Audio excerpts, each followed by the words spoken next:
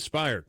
Our first guest this morning, Ricky Mathews. He is a host here on SuperTalk Mississippi on the Gulf Coast, host of the Ricky Mathews Show and also SuperTalk Outdoors. He is a newspaper man turned multimedia journalist slash commentator slash outdoorsman, et cetera, et cetera. Good morning, Ricky. Good morning, my friend. Good. Hey, incidentally, you're doing a really good job of sitting in for Paul, man. Thank you. It certainly is an honor to sit into this chair. It's an incredible audience, and hoping to have Paul back as soon as we can, and that he is continuing to feel better. Certainly, we are all hoping for that. Let's start in your neck of the woods, Mississippi Gulf Coast. We are in moving toward December, and we expect it to be cooling off a little bit and be a little damp. And what's going on the Gulf Coast? Well, first of all, let me tell you, man, it's a beautiful time of year to come visit coastal Mississippi. That's for sure. You know, the cities that make up coastal Mississippi are part of this dynamic region we call coastal Mississippi.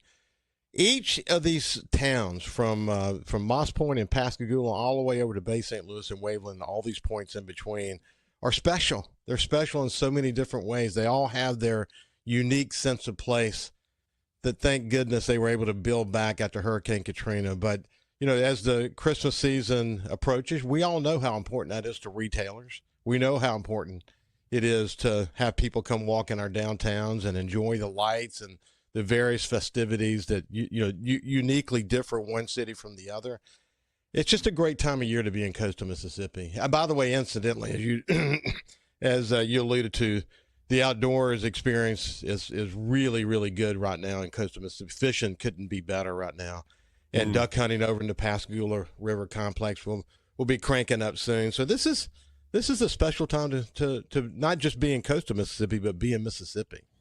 All right, so let's settle there just for a second, and we'll talk a little outdoors. You may have heard me say this before. My 12-year-old son, just turned 12-year-old son, is completely 100% eat up with fishing. That is the thing. This summer in particular, he got to fly fish a little bit. There's a pond in our neighborhood, and he and a bunch of little boys that are his age, they catch catfish and carp, and they think they're the greatest thing ever. And, I mean, it's a catfish hook with the barbs on it with a dough ball of Wonder Bread stuck on there, and they just throw them out and let them sink to the bottom of the lake, and then the catfish and the carp go to work, and it's just this fun experience. And they can't get enough of it.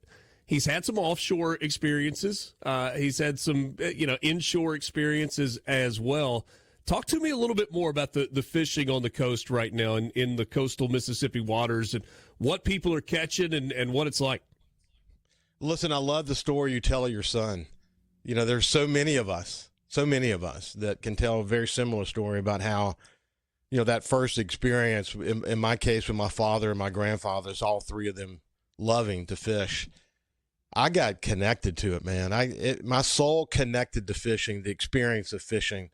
And I often say about it that it kept me out of trouble. At a time when I could have been out running with friends, I'd rather be sitting on the end of Courthouse Road Pier in Gulfport and trying to catch a shark or a redfish or whatever.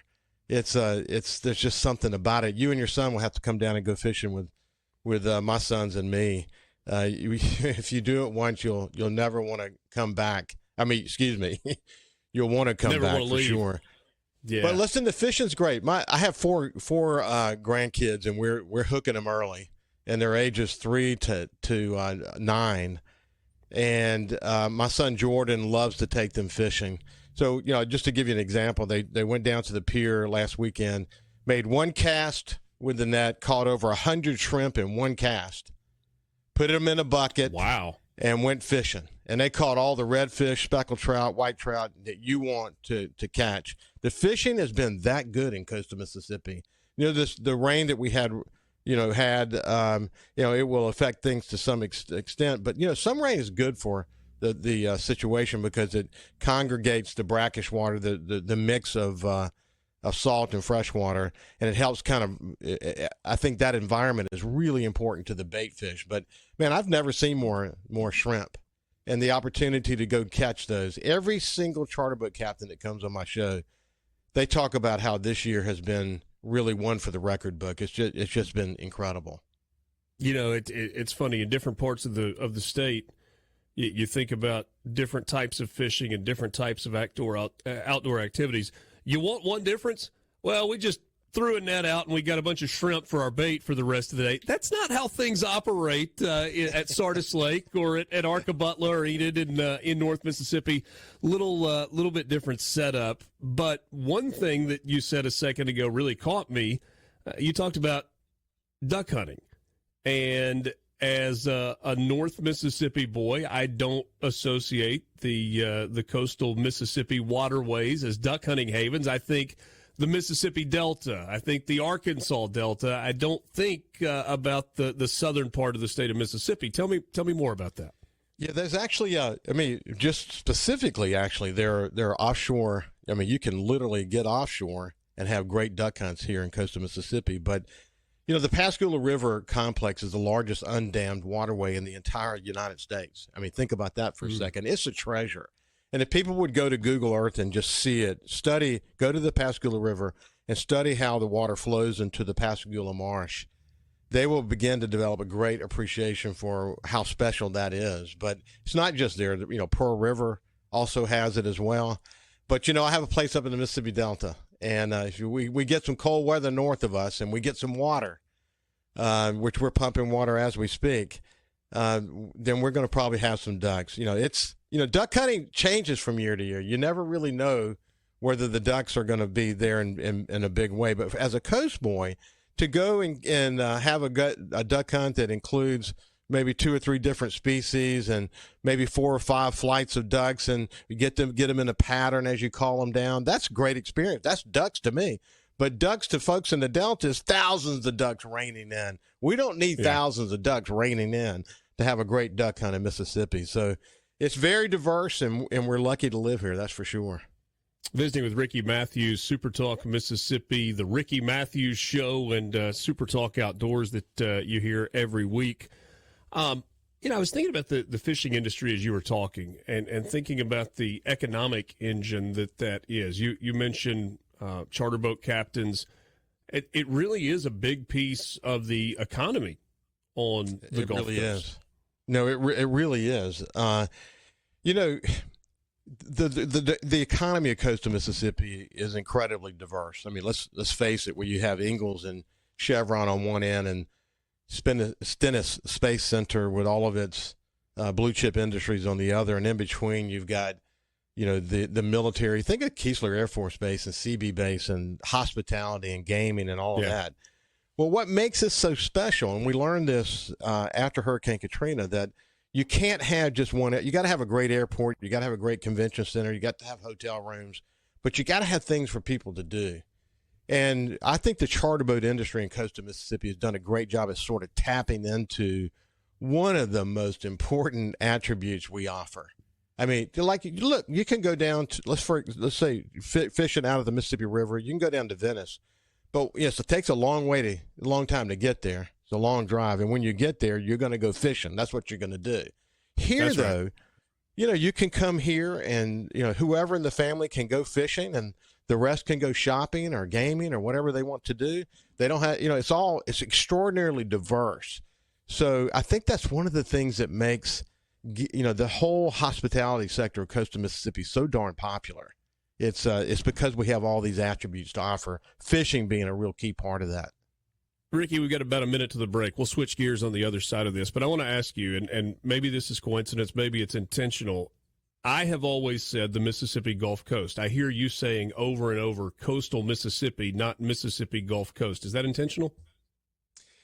Yeah, it is. Over a long period of time, I think it's important that we speak of coastal Mississippi in a unique way. People say it in different ways, but I have driven over a long period of time to say coastal Mississippi, and it's kind of taking hold. It means something. It means something. It's a brand. Mississippi Gulf Coast means something. South Mississippi means something. But coastal Mississippi has a unique feel to it, and you hear a lot more people referring to this place down here as coastal Mississippi. I'm gonna let you think on it during the break, and I want you to tell me what it means when we come back. And then we're going to switch gears. And one of the things we'll talk about, you heard just a second ago Ricky talking about Keesler and Ingalls and the shipyards and all of the military ties.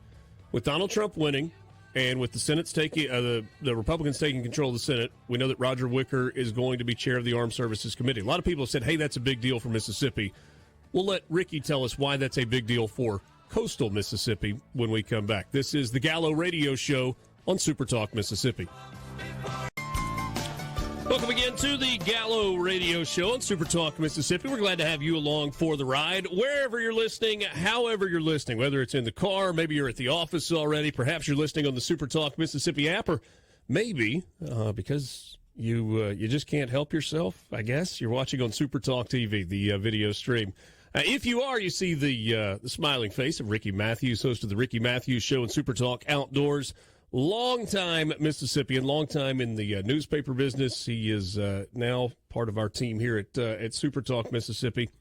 And I said to you before the break, I want you to define what you said. If you're just joining us, we were talking about the difference in the way we describe coastal Mississippi. Ricky uses the phrase coastal Mississippi, and you may have heard that in his speech over and over.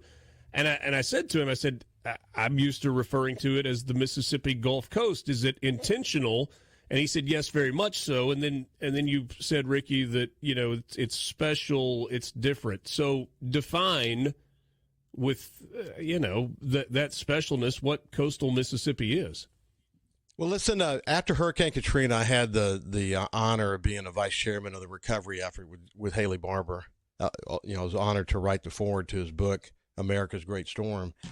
One of the major recommendations that came out of our tourism planning efforts, recovery efforts, was the notion of creating a regional entity for tourism, which we eventually were able to accomplish. So Coastal Mississippi Tourism is actually the name of that organization today, led by Judy Young, terrific executive director, and a great board.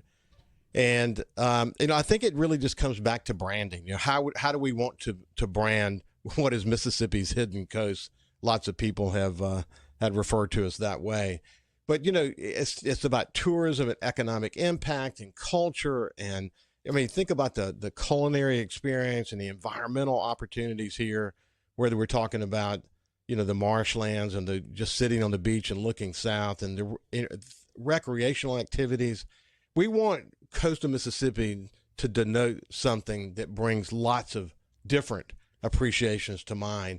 And then lastly, certainly the resilience, because, this coast can deliver things like Katrina to us, and it can also create incredible economic activity for coastal Mississippi. Yeah. And so that's, we just wanted to land on a single term and just drive that home with people across the United States that this is a special place. Maybe if that really catches on, it can be coastal Mississippi instead of the landmass as well. Really, no doubt. We remember that really well. No, Mississippi was pretty lost in the aftermath of Katrina. We certainly do. So Donald Trump wins the White House. Republicans win the Senate. Republicans win control of the House. People have talked about a mandate. But one of the ancillary benefits of that, we think, for the state of Mississippi is that Roger Wicker is going to be the chair of the Armed Services Committee. We know that the military is extremely important in coastal Mississippi. We know that the shipbuilding industry is of massive importance. We know about Stennis Space Center and some of the military installations that are there. Lots of people have said, and I mentioned this to you before the break and wanted to get your take on this. Lots of people have said, Roger Wicker being chair of the Armed Service Committee, that's going to be a big deal for the state of Mississippi. Can you define a little more practically what that means on the coast? Yeah, good Lord, it's so important. So in so many ways, first of all, we could mention just his leadership out beyond the military and America's energy policy and supporting that. When you think about Chevron and this incredibly strategic refinery that they have located in Pascagoula, we could have a whole show about that. But look, just first of all, the Keesler Air Force Base and the CB base and the presence of the Navy and the presence of the Coast Guard and the National Guard, the training facility at CB, at Shelby, just that presence and supporting that and working hard to make sure we don't allow encroachment on these important activities. To maintain that is really important.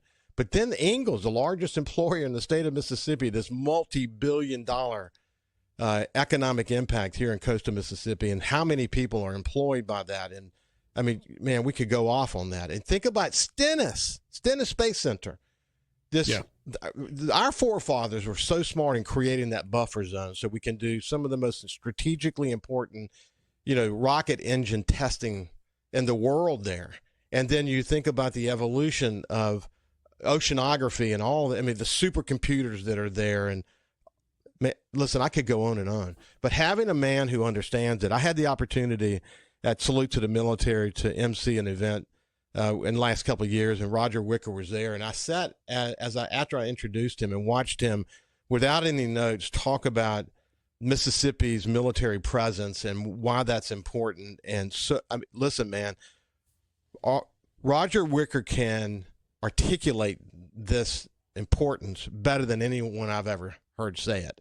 I couldn't think of a better chairman for that important committee assignment. I can't think of a more important leader as we move into this Trump administration. I mean, I could go on, but I've hit the high points. It's significant. Yeah, it certainly is, and it's something that a lot of people have talked about, and we hope to see in action. You want that to be a good thing. Visiting with Ricky Mathews from the Ricky Mathews Show and SuperTalk Mississippi Outdoors. Glad to have you along. This is the Gallo Radio Show. Richard Cross, Lance in the studio as well. We've talked a lot about media coverage of the election recently, and there are I guess, distinct teams within the media. Like you would in a football game. You have Fox News over here. Well, I should hold up my right hand, not my left hand. You got Fox News on one side and the way that they cover it. You have, and I guess Newsmax and maybe a few others that you would roll into that side. You have CNN and MSNBC and whatever other entities you want to throw into the left hand. It feels like it's hard. I mean this genuinely. This is not like opining for days gone by, but it seems like it's hard to find actual news. Like, not news that's slanted one way or the other, but news where it's like, hey, this is what's going on. These are the two sides of the issue. You decide. Can we ever have that again? I'm worried about it. No is an okay answer. I'm worried about, news is a very local thing, but even local news is being threatened today as radio stations become centralized part of, these centralized companies. You got iHeart and Odyssey and Cumulus controlling so much. And then TV stations there are very few locally owned TV stations anymore. TV stations are being gobbled up by these conglomerates, and they're making lots of decisions from a single place. And then, of course, you've the CNNs and the MSNBCs and the ABC and the NBC. Listen, I've known for a long time that they drive a liberal bias through their news organizations. That's always been there. Even back, think when Ted Turner started CNN, this need to fill this time, this 24-hour news cycle with talking heads. There was a time when CNN was one of the best international news reporting groups I've ever seen. Dating back to the beginning of some of the Middle Eastern wars and whatever. But I was going to say early 90s is when it really took off, right? I mean, if it took off unbelievably. And I think it's changed since then. But if you go to CNN Center in Atlanta, they had, like, right there in the middle of the food court, one of the Humvees that was, from the original conflict in Iraq and all that time in Kuwait. And they covered the war in a way that we had never seen before. I know, man. And we actually, you'll find this interesting. The Sun Herald, we sent a reporter to go from Kuwait to Iran, to Iraq, and we were getting having daily conversations with a satellite phone with a Sun Herald reporter that was doing that. The days of being able to afford that are gone. The business model that supports doing that really across the board has been obliterated. newspapers being the biggest of them all. But these talking heads, what ended up happening is, if you go to journalism schools today, Richard, you're not going to find any journalism school that is cranking out conservative journalists. And, I've employed thousands of journalists throughout my career. Think about that for a minute. And I can, in one hand, I can name the number of conservative journalists that came out of these liberal schools. So we're just building this into the DNA of America. Then add to that social media and the algorithms that favor forcing us to debate and hate each other online when we're involved in our social media platforms, because when we're fighting with one another, they're making money. We're in a bad spot right now. I think, this notion of independent news is falling rapidly. Fox News, incidentally, I watch them all. I watch Fox News as well. In some respects, Fox News, there's been some redemption in this because Fox News saw this coming. They saw the tide shifting, and others fought it. Other news organizations fought it. I mean, did they fight it? They historically fought it. Beyond our wildest imagination did they fight it. But the reality is Fox News gets some redemption, and their numbers are starting to climb dramatically as people who weren't sure about this go to Fox News to see what is going on. And I think they're doing a pretty darn good job of zeroing in on it. And many of those other news organizations have numbers that are plummeting. Ricky, thank you so much for your time. Always great to catch up, and look forward to talking to you soon. You bet, man. My pleasure. It's been a pleasure to join you this morning. This is the Gallo Radio Show.